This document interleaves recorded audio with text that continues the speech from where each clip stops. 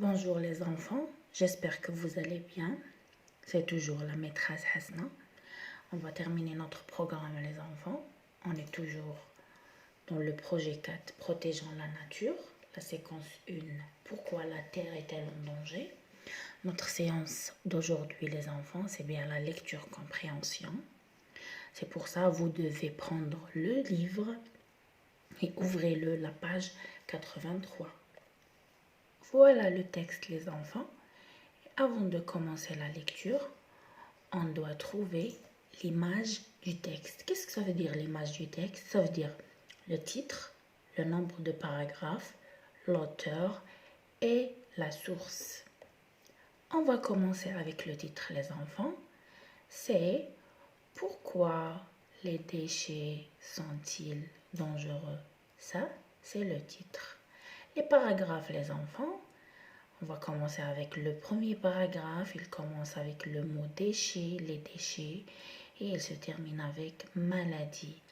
Le deuxième paragraphe, il commence avec il se termine avec déchets. Le troisième paragraphe, il commence avec les sachets et il se termine avec plastique. Ça veut dire dans ce texte, les enfants, il y a 3 paragraphes. Et pour compter les paragraphes, les enfants, il faut toujours compter les blancs dans le texte. On appelle ça un blanc. Le premier blanc, le deuxième blanc, le troisième blanc. Maintenant, les enfants, on va passer directement à la source. Tout ça, les enfants, c'est la source. On trouve dans la source l'écrivain, le titre du livre, l'édition, l'année et la page. L'écrivain ou bien l'auteur, c'est Emmanuel Paroissien. Le titre du livre, l'écologie, l'édition, Fleury, l'année 2009, la page 67. Maintenant les enfants, commencez la lecture silencieuse. Vous lisez le texte avec les yeux et vous avez une question. La question les enfants, c'est le texte parle de quoi? Alors les enfants, le texte parle des déchets. Le texte parle des déchets. Maintenant les enfants, je vais faire la lecture magistrale. Écoutez bien, suivez avec moi. Pourquoi les déchets sont-ils dangereux? Les déchets débordent dans les poubelles. Les piles, les tubes de colle et de peinture sont des déchets dangereux. Les ordures attirent les mouches et les rats. Elles peuvent causer de graves maladies. Il y a beaucoup d'aliments dans des boîtes. On achète tout au marché et aux supérettes. Les conserves en fer, les boîtes en carton, les pots en plastique, on remplit les poubelles de tous ces déchets. Les sachets sont parfois entre les branches d'arbres. Ils étouffent les animaux qui les avalent. Pour protéger la terre, il faut faire le tri des déchets verre, carton, métal, plastique. Maintenant les enfants, je vais vous poser des questions paragraphe par paragraphe. On va commencer avec le premier paragraphe. Et la première question, quels sont les différents déchets cités dans le texte? Alors, on va répondre ensemble les enfants. Les déchets ou bien les différents déchets, c'est bien les piles, les tubes de colle et de peinture sont des déchets dangereux. Maintenant les enfants, on va passer à la deuxième question. Les ordures attirent quoi?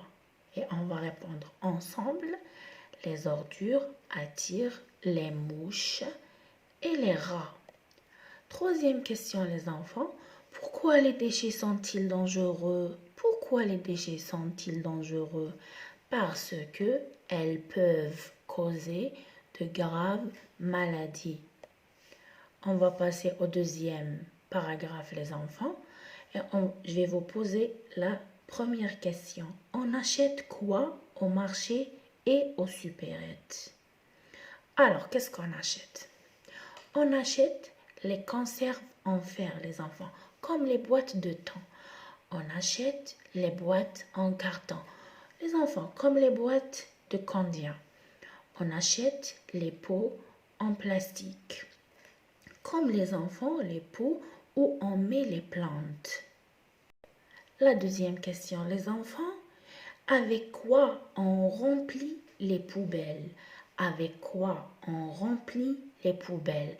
On remplit les poubelles avec tous ces déchets. Ça veut dire on remplit les poubelles avec les conserves en fer, les boîtes en carton et les pots en plastique. On va passer au troisième paragraphe, les enfants. La première question, que fait ou bien que font les sachets qu'on jette partout? La réponse, les enfants, les sachets qu'on jette partout étouffent les animaux qui les avalent. Ça veut dire les animaux ne peuvent pas respirer après avoir avalé des sachets. Et pour protéger la terre, les enfants, qu'est-ce qu'on doit faire? On doit faire, ou bien il faut faire le tri des déchets verre, carton, métal et plastique. Maintenant les enfants, on a ici un exemple comment faire le tri des déchets. Regardez les enfants. Ici, il n'y a que les piles. Ça veut dire ici, on va prendre les piles et on les jette ici. Regardez les enfants ici.